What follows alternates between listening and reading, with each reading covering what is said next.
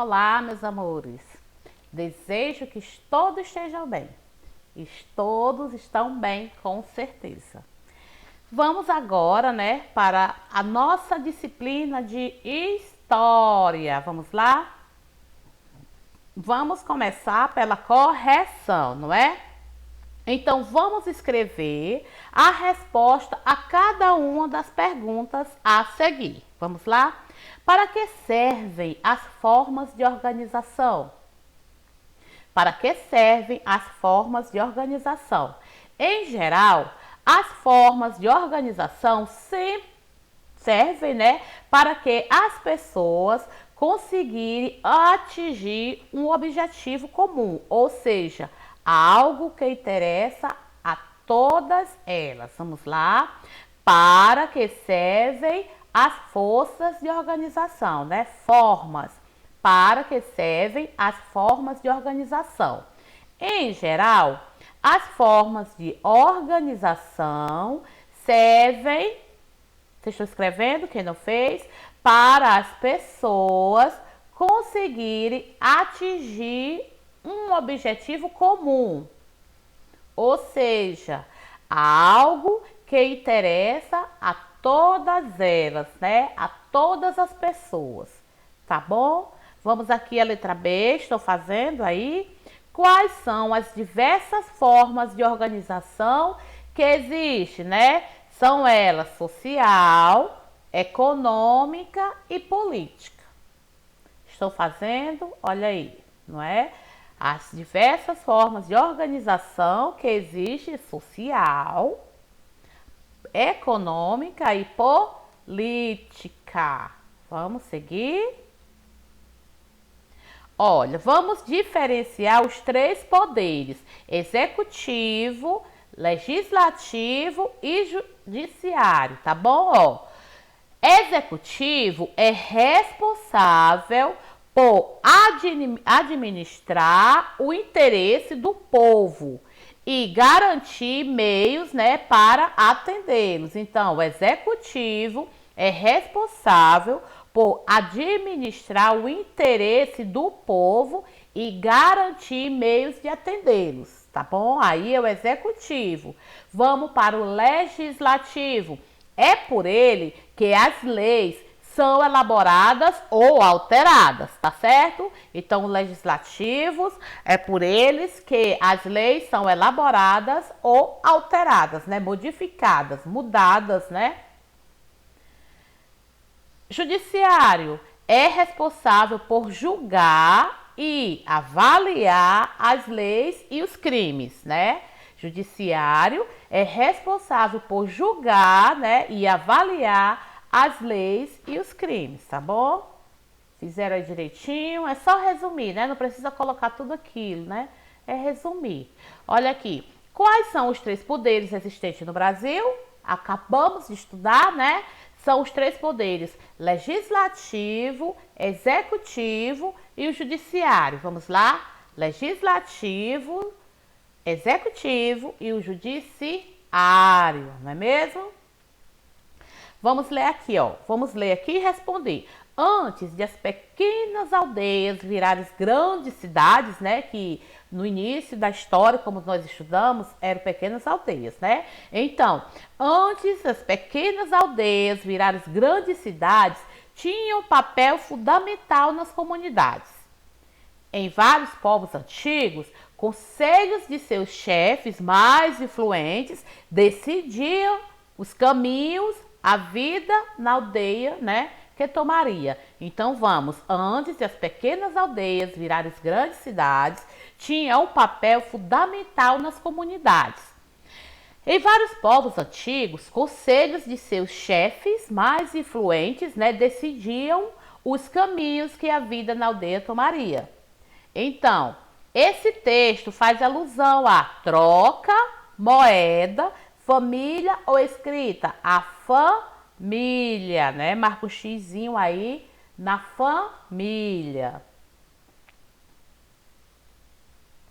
Vamos aqui, ó. Vamos completar, os quadros abaixo com os nomes dados ao Brasil, seguindo a sequência de acordo com as datas, Primeiro, antes de Cabral, se chamava Pindorama, tá bom? Pindorama, né? Segundo, em 1500 foi chamado de Ilha de Veracruz. Estou fazendo aí direitinho? Queirão fez, né? Então, terceiro, olha, terceiro, em 1501, Terra Nova. Quarto, 1501 também, Terra dos Papagaios. Quinto, né? 1503, Terra de Veracruz. Vamos lá? Em sexto, 1503 também, Terra de Santa Cruz. Em sétimo, 1505, Terra Santa Cruz do Brasil. Estão fazendo? Em oitavo, 1505 também, Terra do Brasil. E em nono, né, e último, a partir de 1527 até hoje, Brasil, não é? Devido à árvore, né, nós sabemos disso, pau-brasil, que tem, né, uma tinta vermelha. Então, até hoje, desde 1527, o nosso país é chamado de Brasil, né? Então, esses nomes todos, Pindorama, Ilha de Veracruz, Terra Nova, Terra dos Papagaios, Terra de Veracruz, Terra de Santa Cruz, Terra Santa Cruz do Brasil, Terra do Brasil e, por fim, Brasil. Nosso Brasil, né? Vamos completar aí os quadrinhos com as vogais, né? Está faltando os nomes das pessoas que faziam parte das expedições, né? Da expedição de Pedro Álvares Cabral, né? E que relatava os acontecimentos da viagem. Então, aqui, o Frei Henrique Soares de Coimbra, né? Que foi o frei que celebrou as primeiras missas no Brasil. E o Pero Vaz de Caminha, que tudo que via, ele escrevia, né? Ele era o escrivão da viagem. Então, Frei Henrique Soares de Coimbra e Pero Vaz de Caminha. Frei Henrique Soares de Coimbra e Pero Vaz de Caminha são as pessoas que vinham na expedição de Pedro Álvares Cabral. Vamos aqui ligar corretamente. 21 de abril de 1500, vamos lá, ó. Apareceram os primeiros sinais de terra, aves e plantas marinhas. 22 de abril de 1500, Cabral batizou Monte Pascoal. 24 de abril de 1500, a esquadra de Cabral ancorou em Porto Seguro. Em 26 de abril de 1500, foi celebrada a primeira missa no Brasil. 2 de maio de 1500, a esquadra, né? A esquadra retoma o caminho para as Índias. Vamos novamente? 21 de abril de 1500, né? Apareceram os primeiros sinais de terra, aves e plantas marinhas. 22 de abril de 1500, Cabral batizou o monte de Monte Pascoal. 24 de abril de 1500, a esquadra de Cabral ancorou em Porto Seguro. E 26 de abril de 1500 foi celebrada a primeira missa no Brasil, né? Pelo Frei Henrique Soares de Coimbra. 2 de maio de 1500, a esquadra, né, retoma o caminho das Índias, né? Eles foram à procura de especiarias. Vamos lá, o nosso conteúdo. O Tratado de Tordesilhas. O Tratado de Tordesilhas. A exploração de riquezas também levou muitos povos a lançarem-se em grandes aventuras em busca do desconhecido. Portugal e Espanha tinham como objetivo buscar uma rota alternativa para as Índias, no Oriente, já que Gênova e Veneza dominavam a rota conhecida, não é? Então, o Tratado de Tordesilhas, que foi uma lei imaginária, né? A exploração de riquezas também levou muitos povos a lançarem-se em grandes aventuras em busca do desconhecido. Portugal e Espanha tinham como objetivo buscar uma rota alternativa para as Índias no Oriente, já que Gênova e Veneza dominavam a rota conhecida. Vamos ler juntos que dá para vocês responderem as atividades do livro a seguir. Por isso que a tia sempre repete para vocês, né? Ó, o objetivo era encontrar o caminho mais rápido para lucrar, né, com o comércio das especiarias, tá bom? Então, o objetivo era encontrar um caminho mais rápido para lucrar com o comércio das especiarias. As especiarias eram, né, e ainda são utilizadas na fabricação de cosméticos, óleos e medicamentos, também usado na conservação de alimentos. Ó, as especiarias eram e ainda são utilizadas na fabricação de cosméticos, óleos, medicamentos e também usados na conservação de alimentos e outras, né, utilidades mais. Não são só essas daí não, viu? Tem mais utilidades das especiarias. As principais especiarias são cravo, né, que nós conhecemos, cravo, pimenta e nozes moscadas, gengibre, canelas e ervas aromáticas. Isso tem mais especiarias, né? Essas daí são as mais conhecidas. Cravo, pimenta, nozes moscadas, gengibres, canelas e ervas aromáticas, certo? O Tratado, né, de Tordesilhas foi um acordo assinado em 7 de junho de 1494 entre a Espanha e Portugal, né, que eles queriam tomar de conta do Brasil. Invadir, tomar de conta mesmo. Os dois países aí, Espanha e Portugal. Então, o Tratado, né, de Tordesilhas foi assinado em 7 de junho de 1494 entre Espanha e Portugal. O Tratado de Tordesilhas estabelecia uma linha de demarcação, né, uma linha imaginária de demarcação localizada após 370 léguas a oeste de Cabo Verde e dividir os territórios que fossem encontrados entre Portugal e Espanha.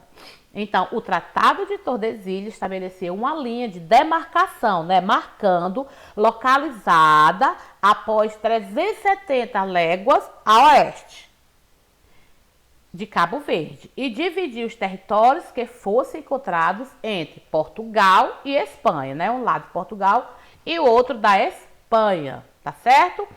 Para que isso? Para garantir que um não pudesse ocupar as terras que viessem a pertencer ao outro, né?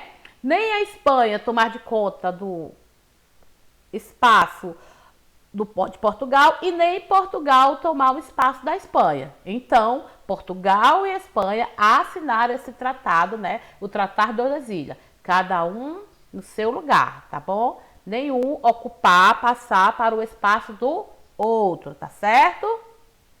Vamos agora, primeiras expedições. Vamos lá? Primeiras expedições, Cabral deixou o Brasil no dia 2 de maio de 1500, prosseguindo com sua meta de chegar às Índias. Após sua partida, Portugal enviou para cá apenas expedições temporárias, tá? Então, Cabral deixou o Brasil no dia 2 de maio de 1500, prosseguindo com sua meta de chegar às Índias. Após sua partida, Portugal enviou para cá apenas expedições temporárias. Expedições exploradoras. As expedições exploradoras tinham a finalidade de conhecer melhor a terra descoberta, denominando uma série de acidentes geográficos, que nós já estudamos isso, né? Então, as expedições exploradoras, né, tinham a finalidade de conhecer melhor a terra descoberta, denominando uma série de acidentes geográficos, como Cabo Verde, né? Nós estudamos aí uma porção aí de terras, né, geográficas. E a primeira expedição, que foi em 1501. Primeira expedição foi em 1501, foi comandada, né, foi comandado por Gaspar de Lemos com o objetivo de explorar o litoral. Chegou ao Brasil na altura do Rio Grande do Norte, costeando, né, contornando, retornando o país, o Brasil, tá certo? Então, a primeira expedição, que chegou aqui em 1501, foi comandado por Gaspar de Lemos com o objetivo de explorar o litoral. Chegou ao Brasil na altura do Rio Grande do Norte, aqui no Nordeste, né? Costeando o país, retornando o país, né? Segunda expedição, que aconteceu em 1503. Segunda expedição, em 1503, comandada por Gonçalo Coelho, com o objetivo de descobrir ouros e metais preciosos, né? Américo Vespucci, que também participou dessa expedição, viajou rumo ao sul e fundou uma feitoria e um forte em Cabo Frio. Então, a segunda expedição de 1503, comandada por Gonçalo Coelho, com o objetivo de descobrir ouros e metais preciosos, né? Era o que eles vinham para cá, para o Brasil, era explorar. Viu? Américo Vespucci, que também, né, participou dessa expedição, viajou rumo ao sul e fundou uma feitoria e um forte em Cabo Frio, né? Expedições guarda-costas. Expedições guarda-costas foi de 1516 a 1526, né? Durou aí 10 anos. Comandada por Cristóvão Jackson, as expedições guarda-costas tinha por fim combater o contrabando do pau-brasil pelos franceses, né? Então, as expedições guarda-costas, né, de 1516 a 1526, era comandada por Cristóvão Jackson. As expedições guarda-costas tinha por fim combater o contrabando do pau-brasil, né, pelos franceses. Olha aí, os franceses já vinham também para cá para explorar o Brasil, né? E nesse tempo aí era a árvore pau-brasil. Vamos agora para a expedição colonizadora, comandada por Martim Afonso de Souza. Tinha como objetivos fundar núcleos de povoamento, combater os corsários franceses e explorar o litoral até o Rio da Prata. Então, a expedição colonizadora, né, comandada por Martim Afonso de Souza, tinha como objetivos fundar núcleos de povoamento, né? Combater os corsários franceses, os exploradores franceses, e explorar o litoral até o Rio da Prata. Nessa expedição, né, do Martim Afonso de Souza, nessa expedição trouxeram colonos, sementes, instrumentos agrícolas, plantas e animais domésticos, né? Foi a única de mais interesse para colonizar mesmo o Brasil, né? Essa daí, a expedição colonizadora de Martim Afonso de Souza, porque as outras mesmo tinham o objetivo mesmo só de explorar. Já o Martim Afonso trouxe colonos para plantar, trouxe sementes, instrumentos agrícolas, plantas e até animais domésticos para o Brasil, tá certo? Agora nós vamos comentar, rever, né, capitanias hereditárias, né? Capitanias hereditárias, já está dizendo o nome hereditário, que era deixada de pai para filhos, né? Como já foi dito, nos primeiros anos, depois da chegada dos portugueses ao Brasil, eles não se interessavam pela terra, pois sua preocupação estava voltado para os grandes lucros, né, proporcionados pelo comércio oriental de especiarias com as Índias, que nós falamos no início, né? Então, como já foi dito, nós já sabemos, nos primeiros anos, depois da chegada dos portugueses ao Brasil, eles não se interessavam pela terra, pois sua preocupação estava voltada para os grandes lucros, né, lucros proporcionados pelo comércio oriental de especiarias com as Índias. E o sistema de capitanias hereditárias, né? Sistema de capitanias hereditárias. Os responsáveis pela capitanias eram chamados de donatários, né? Os responsáveis pelas capitanias eram chamados de donatários e eram pessoas, né, consideradas da maior confiança do rei. Os donatários tinham direitos de cobrar impostos, exercer a justiça estabelecida pelo rei, né?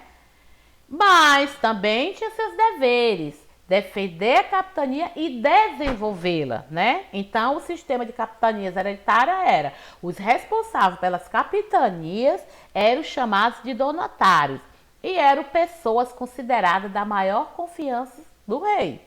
Os donatários tinham direitos de cobrar impostos, exercer as justiças estabelecida pelo rei, mas também, né, tinha seus deveres de defender a capitania e desenvolvê-la, tá bom? As capitanias hereditárias, gente, olha, eu tinha pedido, cite os nomes das capitanias hereditárias, vocês vão escrever só as capitanias, né? Maranhão, primeiro lote, Maranhão, segundo lote, Ceará, Rio Grande, Itamaracá, Pernambuco, Bahia de Todos os Santos, Ilhéus, Porto Seguro, Espírito Santo, São Tomé, São Vicente, Santo Amaro e São Vicente, né, segundo lote. E Santana, ó, vamos lá. Maranhão, né? Ceará, Rio Grande, Itamaracá, Pernambuco, Bahia de Todos os Santos, Ilhéus, Porto Seguro, Espírito Santo, São Tomé, São Vicente, Santo Amaro e São Vicente e Santana. Esses, né, são os nomes das capitanias hereditárias que foi dividida em 15 lotes. Estão aqui, né? A tia perguntar só esses nomes, tá? Esses daqui não preciso, tá? Somente aqui no mapa, né? Somente aqui no mapa do Brasil, ó. Capitanias hereditárias, né? Nome hereditários porque passava as capitanias, né? De pai para filho, né? E com esse estudo, né, legal sobre o nosso Brasil, a história do Brasil, né? Vocês vão fazer em casa, olha, a tia colocou bem pouquinho, tá? Vixe, disso tudo, mas não é não, ó. Na página 136, só a questão 2. Na página 137, só a questão 3. Na página 138, só a questão 8. Na página 139, só a questão 9. Na página 140, a questão 1. Na página 147, só a questão 4. Na página 148, só a questão 7. Na página 149, só a questão 10. Na página 154, somente a questão 3. Na página 155, a questão 6, só a letra A. Olha aí como a tia é boazinha pra vocês. E na página 156, só a questão 7. Tá bom, gente? Bons estudos, fazer direitinho, tá? Na próxima aula vamos ter a correção, né? E o conteúdo. Até logo. Tchau, beijo.